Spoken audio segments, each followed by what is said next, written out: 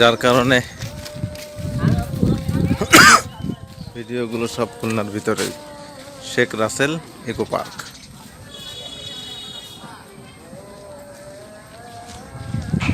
চলেন ভিতরের দিকে যাই।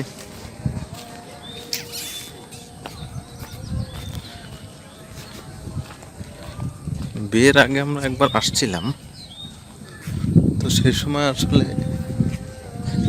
এমন পরিবেশ ছিল না।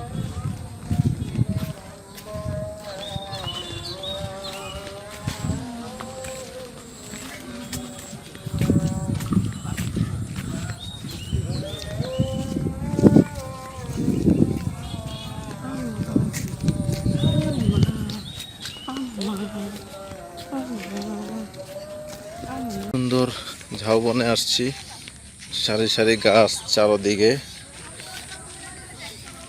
পর্যটকরাও আছে আজকে, যেহেতু শুক্রবার এখানে যথেষ্ট পরিমাণ পর্যটকের আনাগোনা।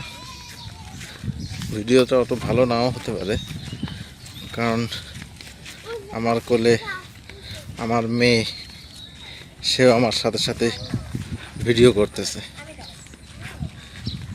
দেখেন কি সুন্দর চারপাশে ঝাউবন। শেখ রাসেল ইকো পার্ক আসলেই সুন্দর। আমরা 2 বছর আগে যখন আসছিলাম একবার, তখন আসলে এরকম ছিল না। এখন টোটালি একটা অবাক করা কাণ্ড। আসলে অবাক করা কাণ্ড। দেখেন কি সুন্দর সারি সারি গাছ। স্লো মোশনে একটু দেখাই আপনাদের, স্লো স্লো সারি সারি গাছ, সারি সারি গাছ।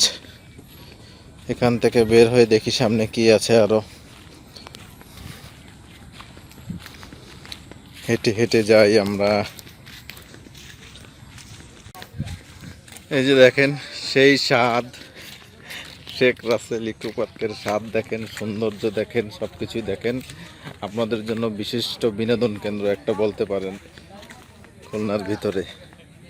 আসলে 2 বছর পর এসে টোটালি অবাকই হইলাম, কারণ এরকম ছিল না। টোটালি রাস্তা ছিল না, কোনো বালি দিয়ে ভরাট করা। সাপ টাপ ছিল কিনা আশেপাশে এরকম। এখন তো সাপের সম্ভাবনাও আছে, ওই সময় ছিল না, কারণ ওই সময় বালি টালি ছিল।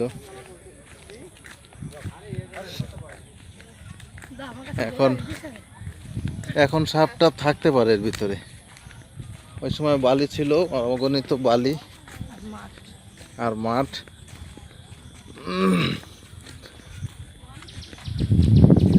দেখেন এখন পরিবেশটাই অন্যরকম হয়েছে, কিন্তু বন জঙ্গল বেশি হয়েছে, তো যার কারণে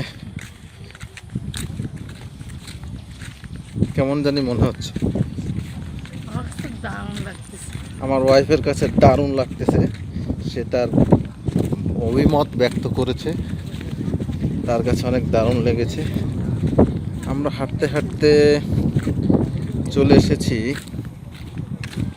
নদীর পাড়ে। বাতাস আসতেছে অলরেডি, অনেক সুন্দর।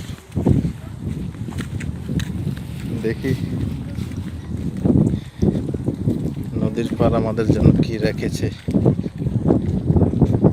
ও সুন্দর বাতাস।